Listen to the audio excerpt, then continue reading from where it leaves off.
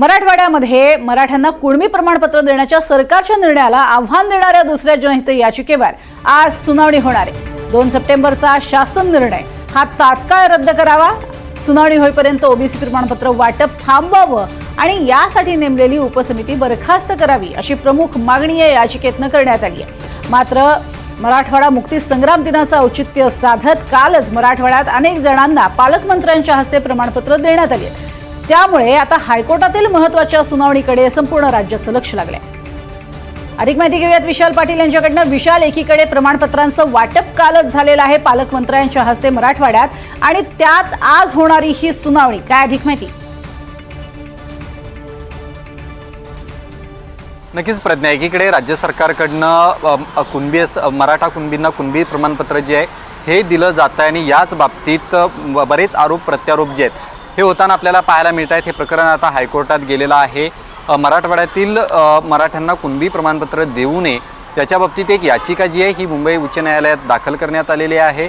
त्याचसोबत राज्य सरकारनं 2 सप्टेंबरचा GR काढला होता, तो GR सुद्धा राज्य सरकारचा रद्द करावा अशा पद्धतीची मागणी या याचिकेमध्ये करण्यात आलेली आहे। आणि त्याच अनुषंगानं ओबीसी आरक्षणाला कुठेतरी धक्का लागतोय असा सातत्यानं आरोप जो आहे हा ओबीसी नेते करत असताना पाहायला मिळत आहेत। आणि याच पार्श्वभूमीवरती याआधीही ओबीसी नेत्यांनी भूमिका स्पष्ट केली होती की आम्ही न्यायालयात जाणार आहोत, सद्यस्थितीला ह्या GRचा आम्ही अभ्यास करू आणि त्यानंतर याच्या बाबतीत प्रत्येकानं याचिका दाखल करावी अशा पद्धतीची भूमिका ही सगळ्याच ओबीसी नेत्यांनी जी आहे ही घेतली होती। आणि त्याच अनुषंगानं आज या याचिकेवरती सुनावणी असणार आहे। त्यामुळे सगळ्यात महत्त्वाचं पाहावं लागेल की सर्व ओबीसी नेत्यांची मागणी आहे की जो 2 सप्टेंबरला GR काढण्यात आलेला आहे मराठा समाजाला धरून, हा GR तात्काळ रद्द करावा अशा पद्धतीची मागणी ओबीसी नेत्यांकडनं करण्यात आलेली। यालाच अनुषंगानं ही याचिका जी आहे ही दाखल करण्यात आलेली आहे। सद्यस्थितीला ही प्रमाणपत्र देणं याला स्थगिती द्यावी किंवा ही प्रमाणपत्र देऊ नये